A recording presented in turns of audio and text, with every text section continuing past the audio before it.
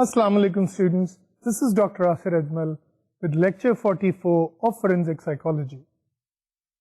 Today we are going to talk about counter-terrorism and forensic psychology.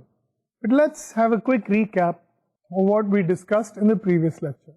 In the previous lecture, we looked at the role of psychologist as expert witness and forensic report writing.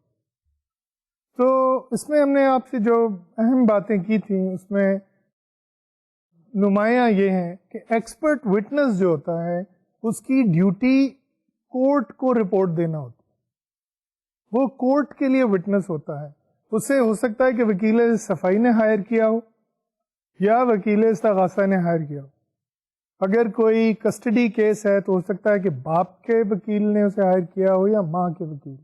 Regardless جو duty ہوتی ہے وہ court کو ہوتی ہے. اور جو دوسری بات تھی کہ اگر کسٹڈی کیس ہے تو بچے کی جو ہے نا بچے کی welfare, child welfare is paramount. اس میں آپ کو بے شک ماں سے ہمدردی ہو یا باپ سے ہمدردی ہو، اس کے قطع نظر بچے سے ہمدردی جو ہے وہ سب سے زیادہ امپورٹنٹ ہے کہ اس کے حق میں بہتر کیا ہے. So these are two principles that you have to keep in mind when writing a report as expert witness.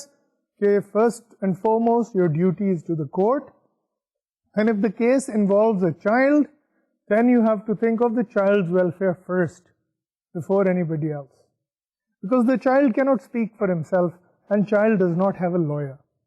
So یہ چیزیں ذہن میں رکھنی چاہیے. Then we talked about the fact that expert witness must rely on facts, and it is his opinion that is required by the court, but that opinion must be based on facts. And psychologist must not practice outside his competence. اگر آپ کو کوئی experience نہیں ہے پہلے child custody cases کرنے کا تو اس کا یہ مطلب نہیں ہے کہ آپ چائلڈ کسٹڈی کیسز کر نہیں سکتے. ظاہر ہے کبھی نہ کبھی تو شروع کرنا پڑتا ہے کسی چیز کو. لیکن the court must know. You must not pretend that you know more about this or that you have more experience than you actually have. تو truth جو ہے وہ یہاں پہ بڑا ضروری ہے کہ اپنی قابلیت، اپنی اہلیت، اپنی کوالیفیکیشن کو حقیقت سے زیادہ نہ بتایا جائے. Right. So with these principles, let's recap the report writing process. Report writing process میں سب سے پہلے ہم کیا کرتے ہیں؟ عام طور پہ جب ہم کوئی رپورٹ لکھتے ہیں تو اس کی جو سمری ہوتی ہے کنکلوژنس کی وہ اینڈ میں ہوتی ہے.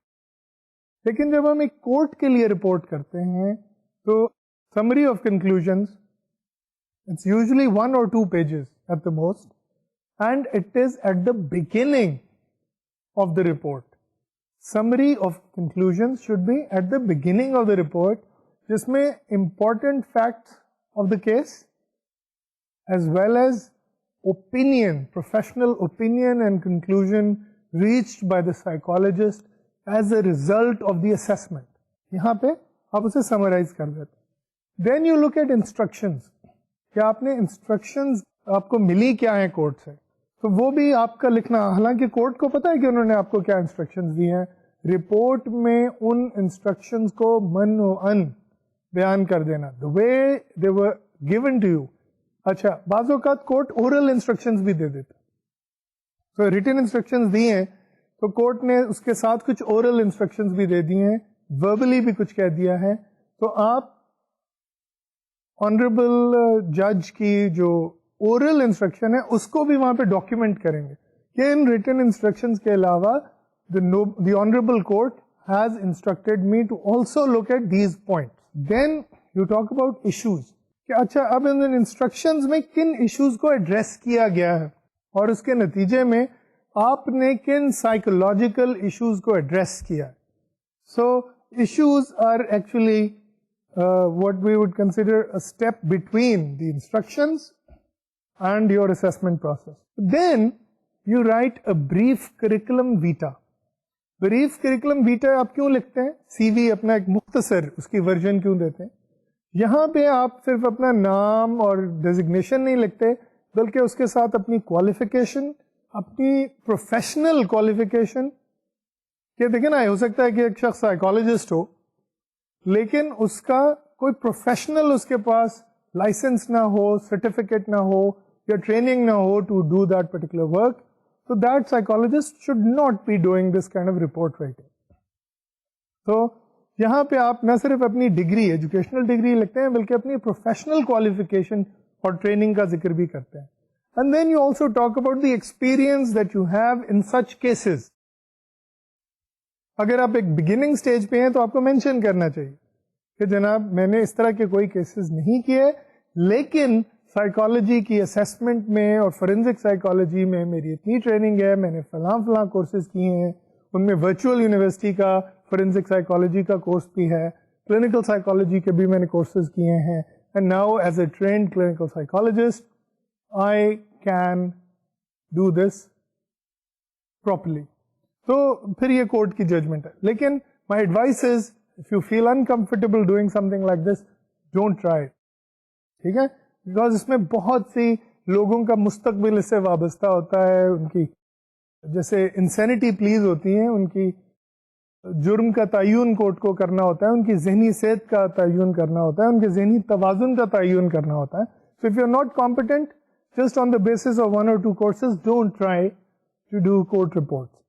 But anyway, that's something that you must mention. Experience that you have in dealing with such courses and your competence to deal with such cases. Then all the documentation that you have read in order to prepare this kind of report must be listed. It shouldn't be included. ساری documentation include کرنے کی ضرورت نہیں, لیکن اس کی listing ضرور ہونی چاہیے. دین کرونالوجی اور کیس ایبسٹریکٹ. اس میں کیا ہوتا ہے کہ آپ وہ سارے ایونٹس جو ہوئے ہیں جو کیس سے ریلیٹڈ ہیں, ان کو ایک لسٹ ان کی بناتے ہیں جو کہ ایک سائیکولوجیکل پوائنٹ آف ویو سے امپورٹنٹ ہے. فلاں تاریخ کو یہ ہوا, فلاں تاریخ کو یہ چیز ہوئی, فلاں تاریخ کو یہ چیز ہوئی, and in the end this is what happen. Then a technical background. Now this is one of the most important aspects in terms of the psychological report. اس میں آپ جو ہے وہ ساری اسیسمنٹ جو آپ نے کی ہے, جو ٹیکنیکل ایشوز آپ نے ڈیل کیے ہیں from a psychological point of view, جو کچھ بھی آپ نے بتایا ہے کہ جناب یہاں پہ میں نے سائیکو انالیٹیکل تھیوری استعمال کی ہے, یہاں پہ میں نے اسلامک ماڈل یوز کیا ہے, یہاں پہ میں نے ہیومنسٹک ماڈل سے اس چیز کو سمجھا ہے, پھر میں نے فلاں ٹیسٹ استعمال کیے ہیں, کوئی چیک لسٹ استعمال کیا ہے, کوئی رسک اسکیل استعمال کیا ہے. So all of these have to be mentioned, and importantly you must define the terms and explain them. کیوں کہ دیکھیں lawyers جو ہیں اور judges جو ہیں, they're one of the most educated people in our country. ایک lawyer کی ٹریننگ جو ہوتی ہے اور ان کا جو ایکسپیرئنس ہوتا ہے اور اس کے بعد جب وہ جج بنتے ہیں تو they have looked at the history of law, they have studied different penal codes, different constitutional systems, different judicial systems, اور ایک صرف لا ہی نہیں بلکہ لیگل فلاسفی پہ بھی وہ ان کا عبور ہوتا ہے. تو دے آر ویری ایجوکیٹڈ, لیکن ضروری نہیں ہے کہ ہر ایک نے سائیکالوجی کو بھی اتنی ان ڈیپتھ اسٹڈی کیا ہو. تو اگر آپ کوئی سائیکولوجیکل ٹرم وہاں پہ یوز کرتے ہیں تو you must clearly define it so that there is know confusion when the honorable judge is reading your report. And also when the lawyers of both parties are reading your reports, there should not be any confusion or any mistakes. تو اس لیے ہم technical issues جو ہے اس میں definition اور clarification بھی کرتے ہیں. Then finally opinion. اوپینین میں کیا ہے؟ That is the crux of what you going to say. دیکھیں اسیسمنٹ آپ نے کر لی, فیکٹس آپ نے لسٹ کر دیے, انسٹرکشنز بتا دیں, لیکن جو کورٹ انٹرسٹڈ ہے جس چیز میں وہ آپ کی اوپینین ہے, پروفیشنل اوپینین.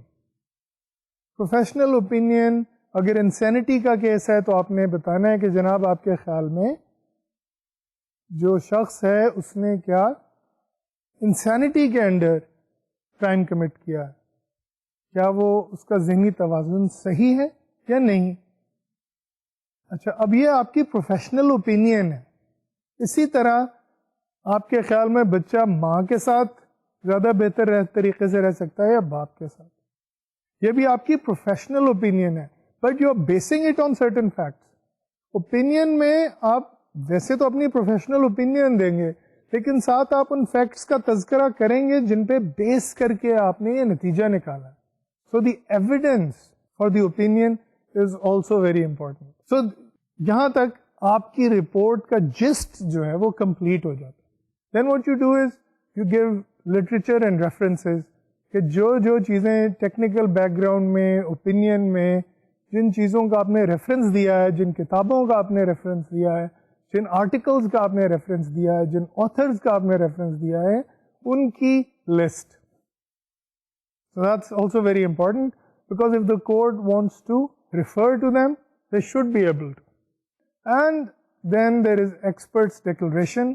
یہاں پہ آپ یہ ڈکلیئر کرتے ہیں کہ جناب یہ معاملہ جو ہے مجھے اس بات کا علم ہے کہ میں کورٹ کو یہ رپورٹ دے رہا ہوں, میں کسی پارٹی کے انفلوئنس میں نہیں ہوں اور بالکل غیر جانبدارانہ طریقے سے میں نے اس چیز کو اسٹڈی کیا ہے.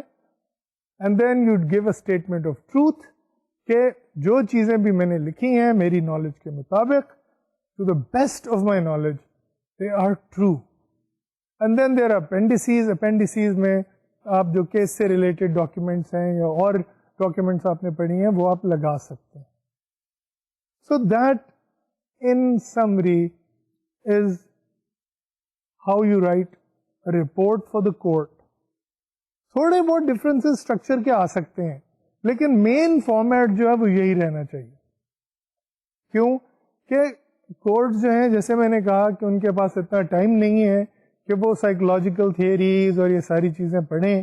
تو اگر آپ انہیں سمری آف کنکلوژنس پہلے دے دیں, سی وی بھی آپ کا شروع میں لیکن پورا سی وی نہیں, صرف جو اس کیس سے ریلیٹڈ سی وی ہے وہ آپ کا بیچ میں آ جائے, اس میں آپ کی کوالیفیکیشن ایکسپیرینسز آ جائیں, انسٹرکشنز شروع میں آ جائیں, ٹیکنیکل جو بیک گراؤنڈ ہے کیس کی وہ آ جائے, and then you write the opinion.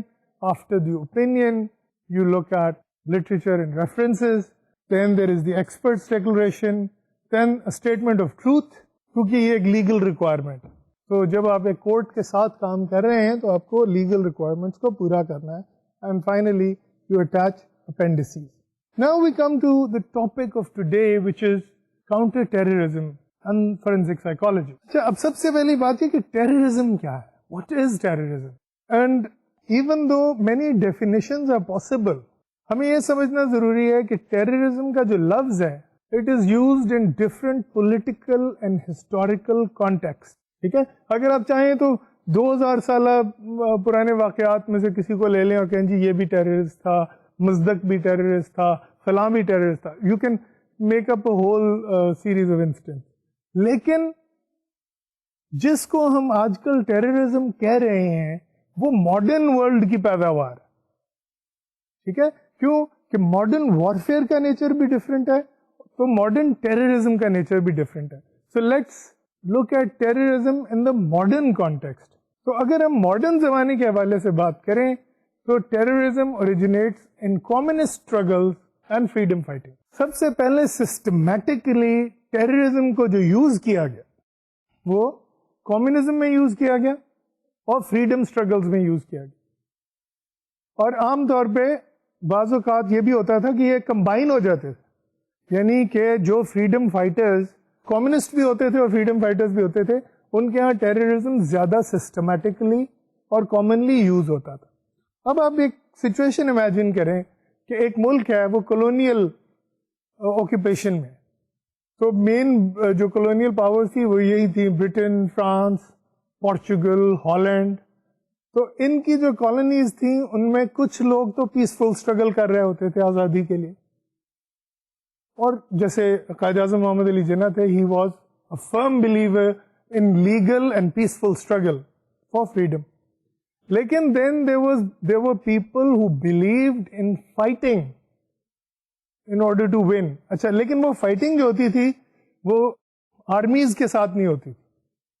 جیسے 1857 کی وار آف انڈیپینڈنس تھی انڈیا کی, that was a systematic war of independence, it was not a terrorist struggle. Terrorist struggle جو ہے وہ کچھ گروپس تھے, انڈیا میں بھی تھے, ویتنام میں بھی تھے, فلپینز میں بھی تھے, انڈونیزیا میں بھی تھے, الجیریا میں بھی تھے. साउथ अमेरिकन कंट्रीज में भी थे, तो इनमें बहुत स्ट्रगल जो थी वो वायलेंट थी फॉर फ्रीडम, और अगर ख़ास तौर पे उनके साथ कम्युनिस्ट या सोशलिस्ट एलिमेंट्स मिल जाते थे तो the violence got logical philosophical support. क्यों कि कम्युनिज्म की आइडियोलॉजी यही थी कि इन पावर्स को ओवरथ्रो करने के लिए वायलेंस बहुत ज़रूरी है, and that is why they actually looked at terrorism not as a dirty word. जैसे आजकल हम टेररिज्म को एक डर्टी वर्ड के तौर पे देखते हैं, कम्युनिस्ट लिबरेशन स्ट्रगल्स में टेररिज्म को एक डर्टी वर्ड नहीं समझा जाता था। चे गुएवारा ने एक किताब लिखी थी जो लैटिन अमेरिकन फ्रीडम फाइटर थे, कॉल्ड गिरेला वॉरफेयर, और वो पूरी किताब जो है वो टेररिज्म के तरीका बताती है। इसी तरह माओ ज़ेडुंग ने चाइना में कहा कि जनाब हमारी स्ट्रगल जो है कम्युनिस्ट की against the कोमिंतांग which was the ruling party, वो 2 फेजेस में होगी। पहली फेज में होगी गिरेला स्ट्रगल और टेररिज्म, जिसमें हम थका देंगे गवर्नमेंट को टेररिज्म से, एग्जॉस्ट कर देंगे। जब वो एग्जॉस्ट हो जाएंगे फिर हमें एक आर्मी असेंबल करनी पड़ेगी, मिलिशिया असेंबल करनी पड़ेगी, सिर्फ टेररिज्म काफी नहीं होगा, which will then eventually defeat the government and take over as a replacement army. तो बड़ी क्लियरली लॉजिकली टेररिज्म को प्रमोट किया गया in the struggle for independence as well as in communism. तो ये जो एक मफरूजा है ना लोगों का कि जी, और बड़ा गलत मफरूजा है कि कोई रिलीजन या इस्लाम खास तौर पे टेररिज्म के साथ लिंक है, that is wrong, that's absolutely baseless. Terrorism actually originates in freedom struggles and colonial occupation. अच्छा, अब इसमें जो मिसालें हैं historically of famous terrorist movements, वो है इटली में ब्रिगादा रोखा की या रेड ब्रिगेड जो कहलाती, और रेड ब्रिगेड जो थी वो काम ही इस तरह से करती थी, उसका और कोई मेथड नहीं था, किसी को असैसिनेट कर दिया या कहीं बॉम्ब लगा दिया। तो इटली में खास तौर पर in the 1970s terrorism was so common and almost all the incidents जिसमें कई प्राइम मिनिस्टर्स मर्डर किए गए, कई कैबिनेट मेंबर्स मर्डर किए गए, कई ऑपोजिशन के लीडर्स मर्डर किए गए, तो systematic assassinations and bomb blasts to terrorize the government and the ruling establishment. Then the other notorious group was the Irish Republican Army, IRA जिसे कहते हैं। तो IRA ने भी इसी तरह systematic assassinations और terrorist actions, bomb blast, ये और suicide bombing, ये सारी चीजें जो है इन्होंने भी की। Then PLO in its struggle against Israeli occupation used what are called terrorist methods, plane hijackings, killings, ये सारी चीजें जो हैं ये PLO ने भी की। And then the African national Congress ANC, जिसके बाद में जो है वो हुकूमत जिसने आजकल साउथ अफ्रीका में बनाई हुई है, उसी अफ्रीकन नेशनल कांग्रेस को टेररिस्ट ऑर्गेनाइजेशन डिक्लेयर करके बैन कर दिया गया था, और नेल्सन मंडेला जो उसके लीडर थे वो 20 साल तक जेल में रहे। और लोग समझते हैं कि नेल्सन मंडेला को बहुत पीस लविंग लीडर थे, that's not true. He in fact said that apartheid can only be dislodged through violence and terrorism. तो ये चीज समझनी जरूरी है कि आजकल की गवर्नमेंट्स जो हैं उनमें कई मुल्कों में पॉलिटिकल पार्टीज जो रूल कर रही हैं वो एक जमाने में टेररिस्ट मूवमेंट ना सिर्फ डिक्लेयर हुई थी, वो ओपनली एस्पाउज करती थी कि जनाब ये इतना करप्ट सिस्टम है कि उसे हम टेररिज्म के बगैर खत्म नहीं कर सकते। Then let's look at some misconceptions. हमारे यहाँ मिसकंसेप्शन ये है जो कि वेस्ट में आजकल बहुत पॉपुलर है आइडिया कि जिहाद और टेररिज्म का आपस में कोई ताल्लुक है, एंड पीपल टॉक अबाउट जिहाद इन अफगानिस्तान, जिहाद इन Chechnya and anywhere where Muslims are struggling for independence और for self governance, people call it jihad and they also call it terrorism. The problem is that when we look at the jihad as it was launched in the past, मसलन हम हजरत मोहम्मद सल्लल्लाहु अलैहि वसल्लम की जो गज़वात देखते हैं, that is what we can call legitimately jihad. लेकिन उस जिहाद के कुछ उन गज़वात का एक फ्रेमवर्क था, और उस फ्रेमवर्क में बहुत क्लियर इंस्ट्रक्शंस थी कि जनाब औरतों और बच्चों को हार्म नहीं किया जाएगा, जो लोग हथियार नहीं उठाएंगे उन्हें कुछ नहीं कहा जाएगा, कुएं जो है उनमें उनके पानी में जहर नहीं मिलाया जाएगा। درخت بلا وجہ نہیں کاٹے جائیں گے. There was a whole list of things. بوڑھوں کو تکلیف نہیں دی جائے گی. There was a code of conduct for the war. So I think کہ ہمیں جو ماڈرن ٹیررسٹ اسٹرگلز ہیں جن میں بھی ٹیررزم یوز ہوا ہے, جس میں سویلینس کو ٹارگیٹ کیا جاتا ہے, جس میں بامبنگ کی جاتی ہے, انڈسکریمنیٹ سوئسائڈ بامبنگ کی جاتی ہے, we should make a distinction between جہاد and terrorism. Both do not go together because they are different kinds of methodologies.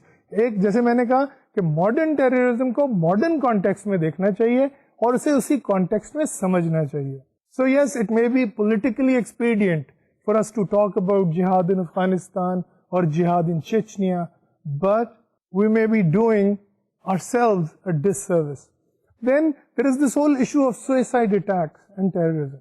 تو یہاں پہ میں آپ سے عرض کروں کہ سوئسائڈ اٹیکس جو ہیں ان کو شہادت سے کمپیئر کیا جاتا ہے, اور بعض لوگ جو ہیں وہ اسے سوئسائڈ کے زمرے میں لے کے تو فتویٰ دے دیتے. It's a tricky issue, but let me stress the point that suicide attacks are not unique to Islam and not unique to Muslims. یہ چیز بہت ضروری ہے سمجھنا کہ اکثر لوگ کہتے ہیں کہ جی وہ جی مسلمان ٹیررسٹ بڑا اچھا بنتا ہے کیونکہ وہ سمجھتا ہے کہ وہ شہادت پا. Let me tell you, suicide attacks were very common in Red Brigade and IRA. تو اٹلی میں جو کمیونسٹ ریڈ بریگیڈ تھی اس میں تو کوئی اسلام کا کانسیپٹ نہیں تھا, کوئی شہادت کا کانسیپٹ نہیں تھا, لیکن مارٹرڈم کا کانسیپٹ ہے. مارٹرڈم مینس کہ آپ ایک کاز کے ہیرو بن جاتے ہیں مر کے, آپ اس کاز کو اتنا اہم سمجھتے ہیں کہ اس کے لیے جان دے دیتے ہیں.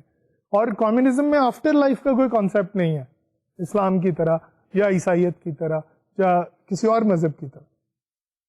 So Italian Communist Red Brigade was using suicide bombings without any reference to any religion or any shahadat.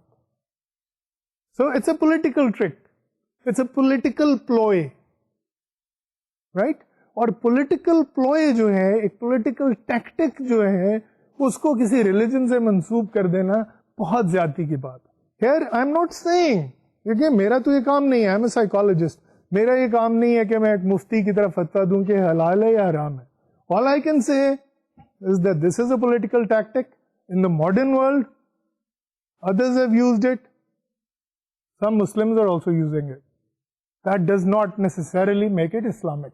In fact, it does not. So, اچھا پھر Algerian struggle against French colonial rule was a very violent struggle. اور اب Algeria میں کافی strong Islamic movement ہے, لیکن the original struggle against the French colonial rule was a socialist struggle led by Ahmed bin Billah. And we must understand that this was a secular movement جس میں بہت زیادہ violence use کیا گیا. In fact, many people gave their lives. So there was a lot of suicidal activity involved in this, which again was not linked with shahadat and was not even called a jihad, even though it was Muslims fighting Christians. Then in Vietnam against American occupation, اب آپ دیکھیں Vietnam کی majority جو ہے Buddhist ہے. It's primarily a Buddhist country. The movement of freedom led by Ho Chi Minh was a communist movement, and the Americans occupied it when the French left. اور Americans نے occupy کیوں کیا؟ انہوں نے کہا جناب یہ کمیونسٹوں کا خطرہ ہے یہاں پہ, اس لیے ہمیں اس کو ایلیمینیٹ کرنا ہے کمیونسٹ کو. اب اس اسٹرگل میں فارمل وارفیئر بھی ہوئی, کنونشنل وارفیئر بھی ہوئی, اور ٹیررزم بھی بہت ہوا, بہت زیادہ ہوا. اتنا زیادہ ہوا کہ Americans had to run away from Vietnam. تو we must understand, again, there was a lot of suicidal activity even there. There was a lot of suicide bombing, suicide attacks against Americans. لیکن وہ یہی ہوا کہ اس wave of attacks سے Americans were totally exhausted, totally disorientated, and they didn't know what to do. So that is why Vietnam is always given as an example of a small country defeating a superpower. اور اس میں کوئی حق اور باطل اور اسلام اور کفر کی بات نہیں تھی. This was a tiny third world country fighting for its freedom, fighting for its independence against a superpower. Now let's look at counter terrorism. یہاں پہ psychologist کا بہت بڑا رول ہے. We're in a country which has the problem of terrorism, like most other countries in the world these days. Psychologists are involved in assessing the problem of terrorism. They are also looking at measures to counter terrorism. تو ایک تو یہ سب سے پہلی بات یہ ہے کہ جب بھی کہیں پہ ٹیررزم ہوتا ہے تو we must understand its causes. We must address the causes of terrorism. We must address the ground on which the problem of terrorism grows. عام طور پہ اس میں سوشل انیکویٹیز ہوتی ہیں, اکنامک انیکویٹیز ہوتی ہیں, جن کو ایکسپلائٹ کر کے کوئی ایک پولیٹیکل گروپ جو ہے وہ اپنی اسٹرینتھ بناتا ہے اور اس سے ٹیررزم کے ذریعے اٹینشن لیتا ہے, سپورٹ لیتا ہے, کچھ اس کے پولیٹیکل آبجیکٹیوز ہوتے ہیں وہ ان کو اچیو کرتا ہے through terrorism. So we must understand the causes and that is where psychologists can be extremely useful. And there is a need for psychologists to do research on the causes of growing terrorism in any country, including Pakistan. Then there is one other step where psychologists have been used, to the best of my knowledge, in Pakistan as well, and that is investigation. آپ کسی terrorist کو جب arrest کرتے ہیں, پکڑ لیتے ہیں, تو how do we investigate? How do we find out the truth? اب پرابلم یہ ہوتی ہے کہ بہت سے ٹیررسٹ جو ہیں, people who are on the front line terrorism, جو کہ بامبس پلانٹ کر رہے ہوتے ہیں یا اپنے آپ سے انہوں نے بامبس باندھے ہوئے ہیں یا کوئی پلاننگ کر رہے ہیں کسی جگہ پہ بم لگانے کی, کسی جگہ کو اڑانے کی. We must look at the kind of indoctrination and the kind of brainwashing that they've been through. انہیں پتہ نہیں کیا کیا خواب دکھائے گئے ہیں, کون کون سی چیزوں کا وعدہ کیا گیا ہے, ان کے ریلیٹیوز کو, فیملیز کو کیا کیا انسینٹیوز دیے گئے ہیں. We must try and understand the mechanisms of indoctrination and brainwashing. And unless we do that, we won't be able to debrief them. We won't be able to get them out of it. اور جب تک ہم انہیں اس سے باہر نہیں نکالیں گے, اس انڈوکٹرینیشن سے یا برین واشنگ سے, وہ ہمیں کوئی انفارمیشن نہیں دے سکیں گے useful that can be used to prevent any terrorist acts. اب یہاں پہ سمجھنے کی ضرورت کیا ہے؟ سمجھنے کی ضرورت یہ ہے کہ جو کنونشنل میتھڈز ہیں کاؤنٹر ٹیررزم کے, اب Israelis are known for their counter terrorism. Let me tell you, they are feared for their counter terrorism, they are not respected for their counter terrorism. Meaning کیا ہے؟ Israelis are expert at torture. تو وہ لوگ جو ہیں وہ تو اسرائیلی government جو ہے وہ روٹینلی, اسرائیلی ملٹری, اسرائیلی پولیس, وہ پیلسٹینینز کو انٹیمیڈیٹ کرتی ہے, ٹارچر کرتی ہے, ہیوملیٹ کرتی ہے, اس سے انہیں کوئی انفارمیشن نہیں مل جاتی. So one needs to be clear کہ ہم چاہتے کیا ہیں. It is in the nature of the Israeli state to humiliate, denigrate and intimidate, terrorize the Palestinian public. تو اس لیے اسرائیلیز اس قسم کے میتھڈ استعمال کرتے ہیں. They are not for gathering information. That is a misconception. If we want to get information from a terrorism suspect, the best way to do it is to challenge their beliefs and creating uncertainty about their certainties. مثلا ایک شخص ہے, وہ کسی مخالف فرقے کی مسجد میں بم لگانے جا رہا ہے. اب اسے جب پکڑ کے آپ پوچھ گچھ کرتے ہیں اسے, تو وہ تو یہ سمجھ رہا ہے کہ جناب میں جنت کمانے جا رہا ہوں, کہ فلاں فرقہ جو ہے جو میرے بلیف کے مخالف ہے اس کو میں جب ہارم کروں گا تو مجھے جنت مل جائے گی. Now that is indoctrination. اور یہ آپ دیکھیں کہ اس میں اسلام کا بھی کوئی فائدہ نہیں ہے کہ مسلمان جو ہیں وہ ایک دوسرے کو ٹارگٹ بنا کے تو ٹیررزم کریں. تو اب it is very easy to challenge such beliefs. تو اس سے کیا ہوگا کہ وہ جو انڈوکٹرینیشن ہوئی ہے, وہ جو ایک سرٹنٹی اس نے اپنے ذہن میں بنائی ہوئی ہے, جب ہم اس کے ذہن میں تھوڑی سی بھی انسرٹنٹی کریٹ کریں گے کہ دوسرے مسلمان کو مارنا ان حالات میں جبکہ مسلمان آلریڈی دنیا میں بہت سی پرابلمس کا شکار ہیں, صرف تفرقہ آپس میں ڈالے گا. اس وجہ سے اگر ہم تھوڑی سی بھی انسرٹنٹی پیدا کر دیں اس میں, تو that would be 100 times more effective than torture. Torture in such cases only affirms one's belief that one is right. So torture, intimidation or humiliation may not be as effective as it has been thought in the past.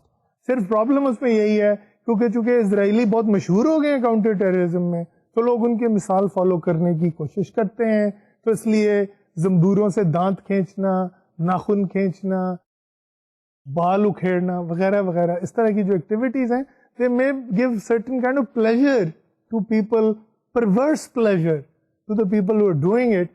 It doesn't do anything for gathering information and counter terrorism. History دیکھ لیں, French used the same kind of methods against the Algerians. اپارٹھائڈ میں South Africa میں اسی قسم کے method استعمال کیے گئے ANC کے ساتھ. And other Western countries have routinely used torture in their investigations. And some countries have even transported their prisoners elsewhere. کیونکہ اپنے ملک میں وہ یہ ٹارچر وغیرہ نہیں کر سکتے تو وہ کہیں اور جا کے کر لیتے. But that doesn't make it any more effective. They don't get anything out of it except humiliating people, which is counterproductive. In Pakistan, we must resort to more humane ways of investigation and also more effective ways of investigation. پھر کچھ strategies ہیں جو psychologist عام طور پہ کرتے ہیں, وہ یہ کہ reducing media coverage to terrorist. جب میڈیا کوریج بالکل وہ ہو جاتا ہے نا, جیسے ہم کہتے ہیں مادر پدر آزاد, تو اس میں کیا ہوتا ہے کہ ہر چیز کی جناب تصویریں ہو رہی ہیں, کوئی لاشیں پڑی ہیں ان کی تصویریں دے رہے ہیں, کوئی بلڈنگز تباہ ہو رہی ہیں تو وہاں پہ جا کے لائیو دکھا رہے ہیں کہ جناب ہم وہاں پہ موجود ہیں. That does not help the cause of counter terrorism. That only strengthens the terrorists. ان کو مفت کی پبلسٹی مل رہی ہے. So we must take the media in confidence about not providing coverage to terrorists because it is not in national interest and increasingly so not in international interest. Then ایک policy ہے not negotiating with terrorists.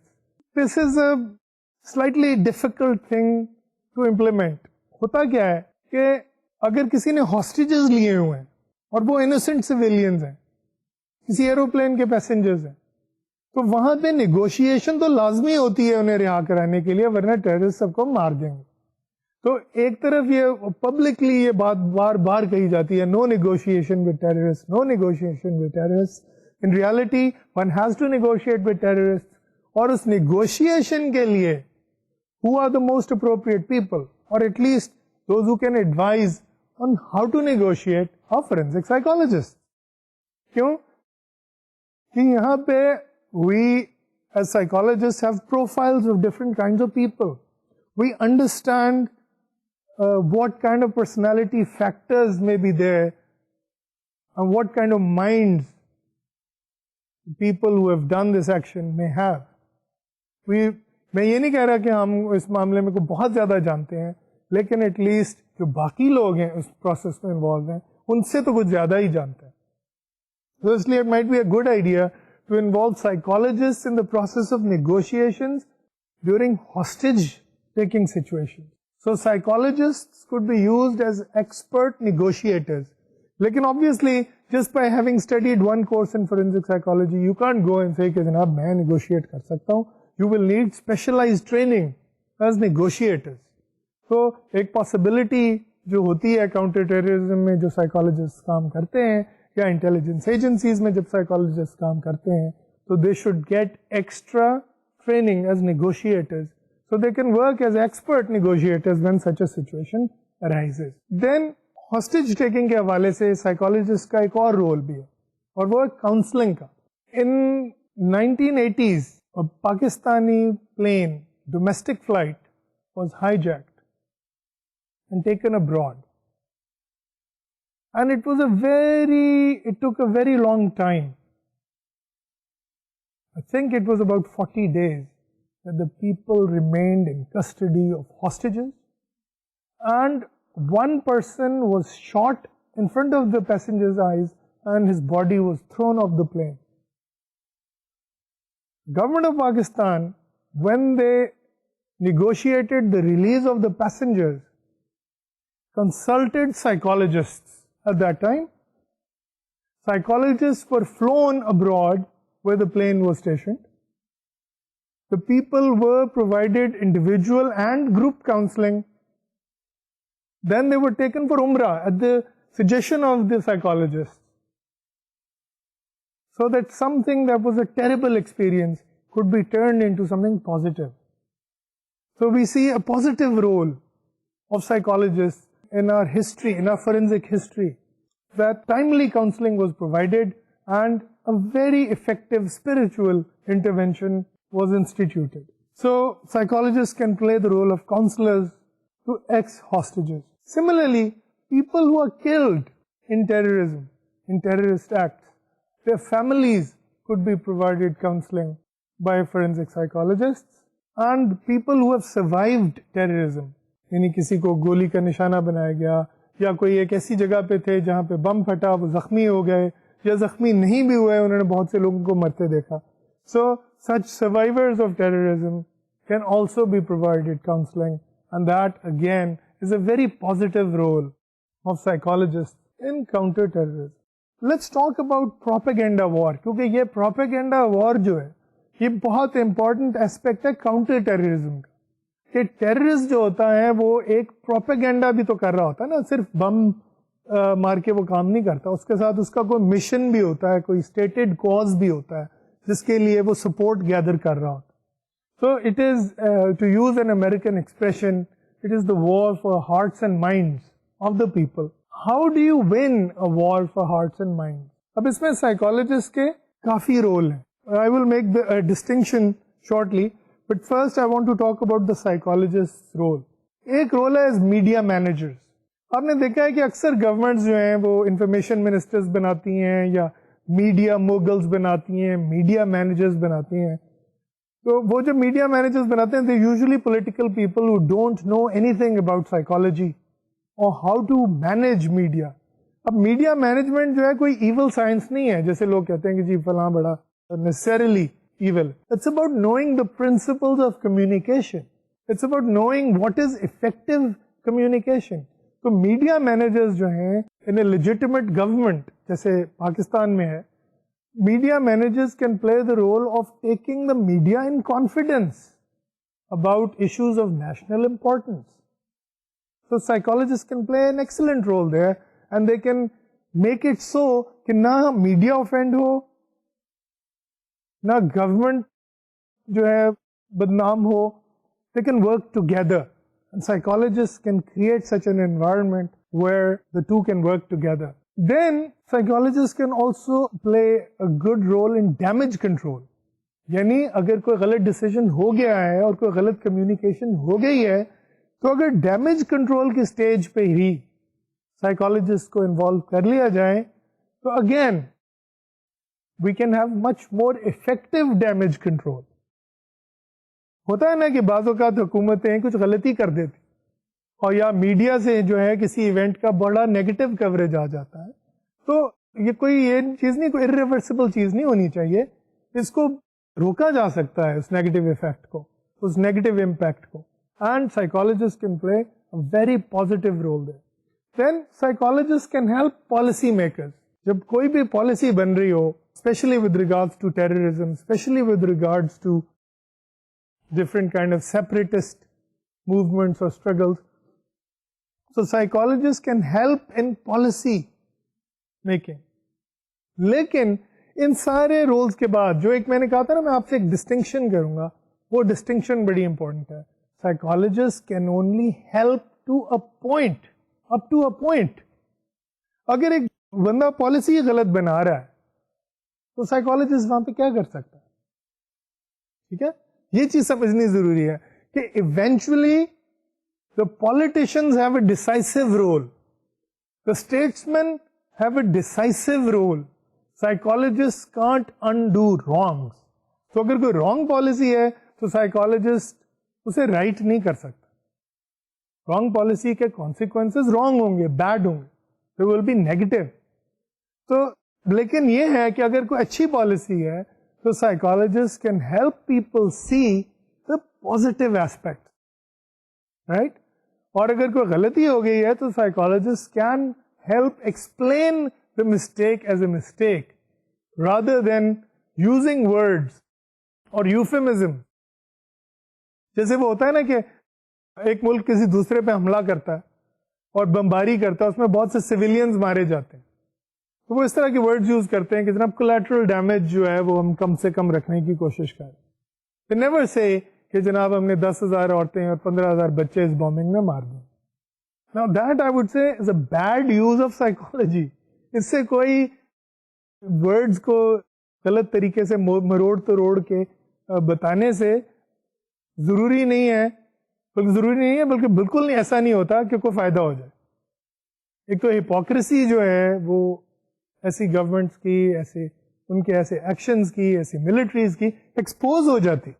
So when a country attacks another country, they use positive words for their own people and negative words for the enemy, but that is not very effective. اگر آپ کی policy basically اچھی نہیں ہے تو psychologist کچھ نہیں کر سکتے اسے امپروو کرنے کے لیے.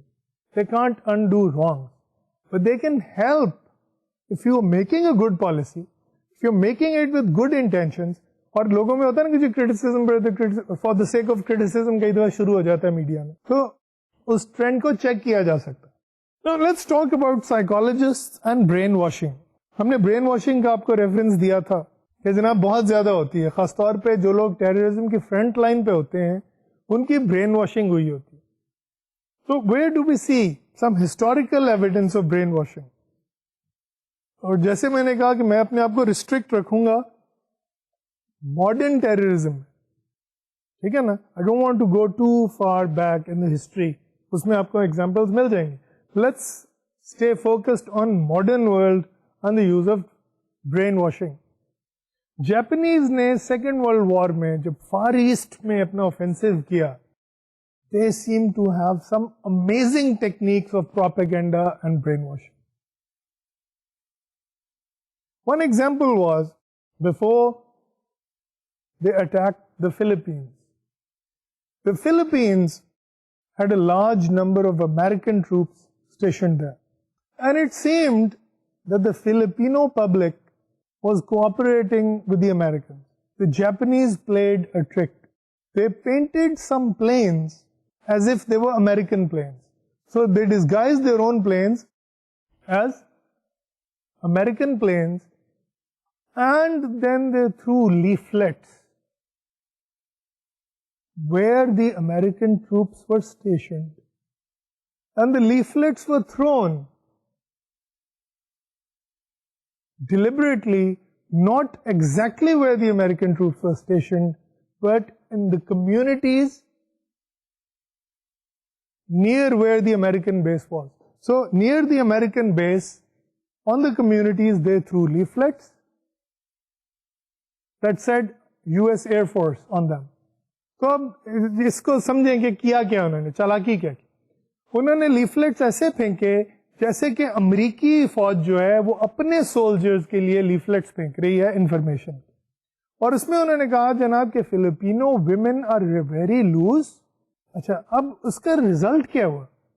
The Filipino families, when they saw those leaflets, felt extremely angry, and because they thought the American government and the military was telling its soldiers to stay away from Filipino women.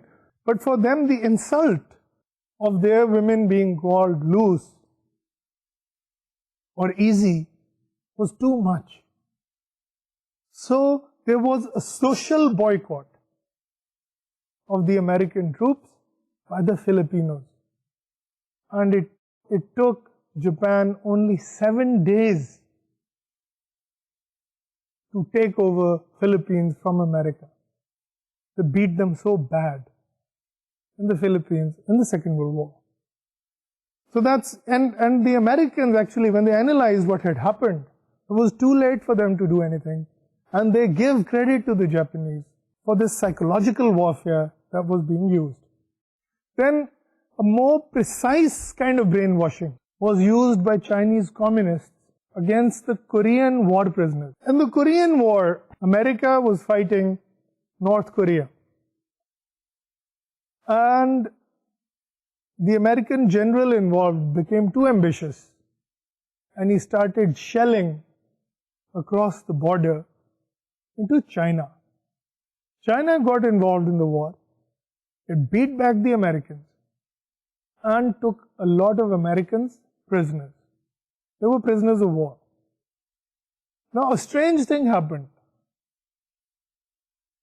When the American prisoners went back to America, when they were freed after the truce, they were all communists. And they openly criticized the United States as an exploiting capitalist country. The Americans were totally freaked out by this. They didn't know what had happened. And they tried to study the Chinese methods of brainwashing. This is where, the communist success in brainwashing was studied. And what they found was that a lot of this brainwashing was done through a mechanism which involved both carrot and stick. So there was a systematic re-education being done of the Americans. They were told about the virtues of communism. They were given education in communism. And people who seemed susceptible to such ideas were rewarded. So even though there is no evidence of trained psychologists involved in this, the methods that were used was studied by American psychologists, and they saw how effective they were as example of psychologically turning somebody's mind. So that is when the term brainwashing was used for the first time, when the Communist People's Republic of China used this against the Korean prisoners of war. Then, a master of propaganda and brainwashing was Joseph Goebbels in the German war effort during the Second World War. And even though there are lots of examples of Joseph Goebbels using psychological tactics in such a war, the best example that I can think of is that of the Bavarian snake. Now this is the time when Americans have landed in Europe and they're gradually taking back from Germany different parts of Europe, and they've started crossing the German border.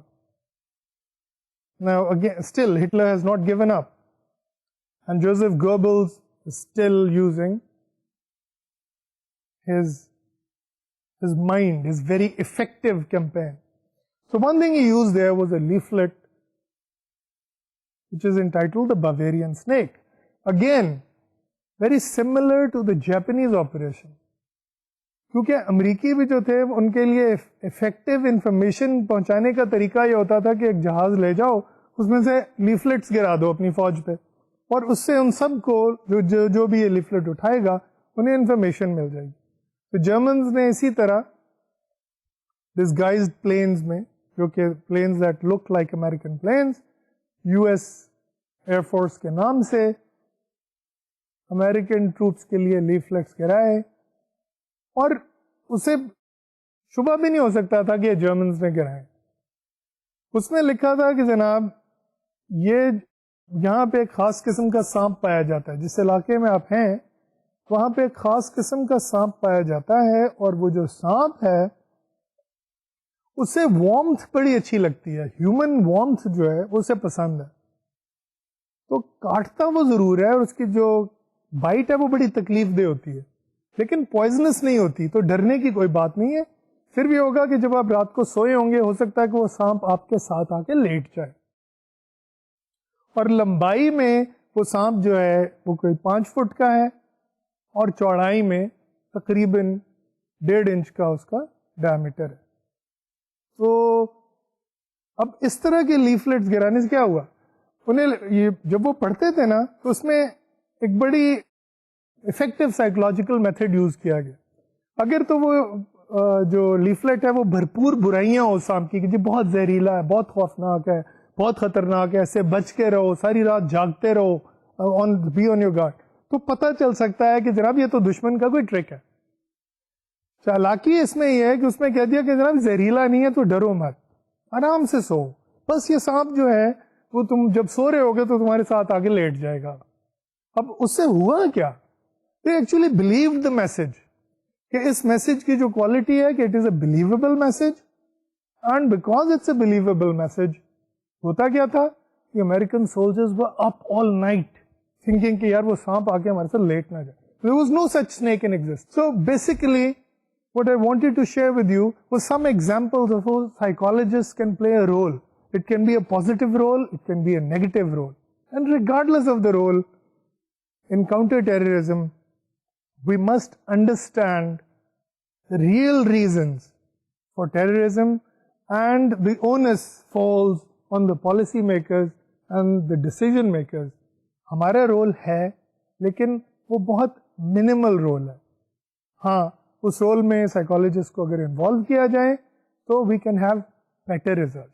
With these words, I bid you farewell. خدا حافظ.